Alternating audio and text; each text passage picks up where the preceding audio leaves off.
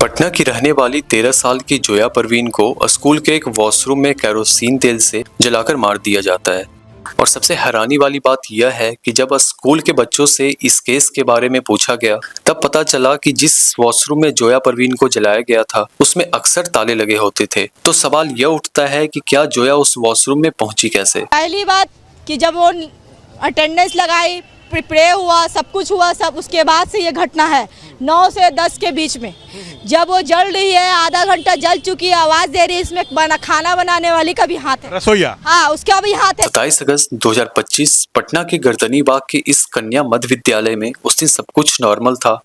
हर रोज की तरह बच्चे अपने क्लास में स्टडी कर रहे होते हैं, लेकिन किसी को मालूम नहीं था कि आज कुछ ऐसा होने वाला है जो सिर्फ पटना या बिहार नहीं बल्कि पूरे देश को शॉक कर देने वाला था। करीब सुबह 10 बजे सब कुछ नॉर्मल था। जोया अपने क्लास में थी, लेकिन किसी वजह से वह क्लास से बाहर निकलती है। लेकिन काफी देर तक जब जोया वापस नहीं आती है और टीचर क्लास के बच्चों से पूछते हैं कि आखिर जोया कहाँ गई, जब तक कोई कुछ बोल पाता अचानक एक बच्चा चिल्लाने लगता है कि स्कूल के एक वॉशरूम से धुएं के साथ साथ कुछ जलने की बू आ रही है। यह सुनकर पूरा स्कूल जमा हो जाता है। कुछ लोग को समझ नहीं आ रहा था कि आखिर अंदर जल क्या रहा है। सभी डरे हुए थे, लेकिन जब वॉशरूम का गेट खोला गया तब अंदर जो मंजर था वो इतना भयावह था कि वहां जो भी स्टूडेंट और टीचर थे सभी की आंखें फटी की फटी रह गई।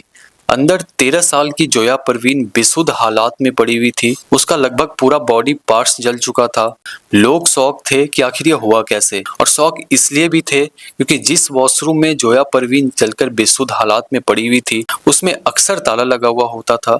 फिर अचानक ताला खुला कैसे? क्या यह कोई गहरी साजिश है या एक कोइंसिडेंस है? जोया परवीन का भाई सहवाज स्कूल में था, लेकिन उसे यह मालूम नहीं था कि जो लड़की वॉशरूम में जली हुई है वो उसकी बहन थी। थोड़ी देर बाद जब उसे पता चला तब वो उसके पास जाने की कोशिश करता है, लेकिन टीचर्स द्वारा उसे रोक लिया जाता है और न ही कोई जोया को अस्पताल लेकर जा रहा था। लोग बस खड़े होकर देख रहे थे। फिर थोड़ी देर बाद जब पुलिस मौके पे पहुंचती है, देन जोया को पटना के पीएमसीएच हॉस्पिटल में एडमिट कराया गया, जहां डॉक्टर उसका इलाज तो कर ही रहे थे, लेकिन जब जोया से कुछ भी पूछा जा रहा था जोया उसका जवाब सर हिलाकर ना में दे रही थी। डॉक्टर ने उन्हें बचाने की बहुत कोशिश की, लेकिन जोया को बचाया नहीं जा सका। तब लोगों का गुस्सा निकलना जायज था। लोग स्कूल पहुंचकर तोड़फोड़ करना शुरू कर देते हैं। रोड जाम हो जाता है, यहाँ तक कि गुस्साई पब्लिक ने पुलिस को भी नहीं छोड़ा और उन्हें भी पीटने लगते हैं। मामला इतना बढ़ जाता है कि एक टीम बनाई जाती है और एसडीपीओ अनु कुमारी की देखरेख में इस केस की जांच और पड़ताल शुरू होती है। सबसे पहले पुलिस स्कूल के सीसीटीवी फुटेज को चेक करती है, लेकिन सीसीटीवी चेक करते टाइम एक बहुत ही अजीब इंसिडेंस होता है। दरअसल स्कूल में कैमरा तो लगा हुआ था, लेकिन कैमरे के साथ एक डीवीआर भी लगा होता है जो वीडियो को रिकॉर्ड करता है। वह था ही नहीं। इसका मतलब यह हुआ कि कैमरा तो था लेकिन वह किसी काम का नहीं था। इससे पुलिस को केस सॉल्व करने में और प्रॉब्लम होती है, क्योंकि स्कूल में क्या क्या मूवमेंट हुआ था वो चेक करना थोड़ा मुश्किल हो जाता है। अब एक ही ऑप्शन बचता है, लोगों से पूछताछ करके कुछ किया जा सके। जब पुलिस जोया के फ्रेंड से पूछताछ करती है तब उन्हें कुछ पता चलता है कि स्कूल के एक टीचर जो अक्सर फीमेल स्टूडेंट को गलत तरीके से टच करता था, यहाँ तक कि उन्हें ब्लू फिल्म भी दिखाता था। लेकिन सवाल यह है कि आखिर जोया परवीन की क्या गलती थी? दरअसल जोया परवीन ने अपने उस टीचर को एक फीमेल टीचर के साथ आपत्तिजनक स्थिति में देख लिया था।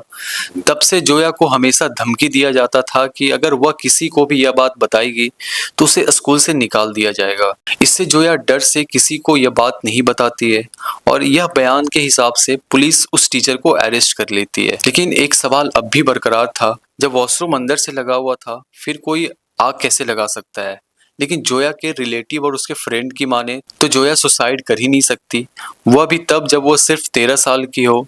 वहीं स्कूल के प्रिंसिपल का कहना है कि यह एक सुसाइड है, इसलिए कोई प्रॉपर एविडेंस नहीं मिलने की वजह से अभी आरोपी को रिमांड पे रखा गया है और कोर्ट की तरफ से कोई पुष्टि नहीं की गई है। तो आगे देखा जाएगा कि यह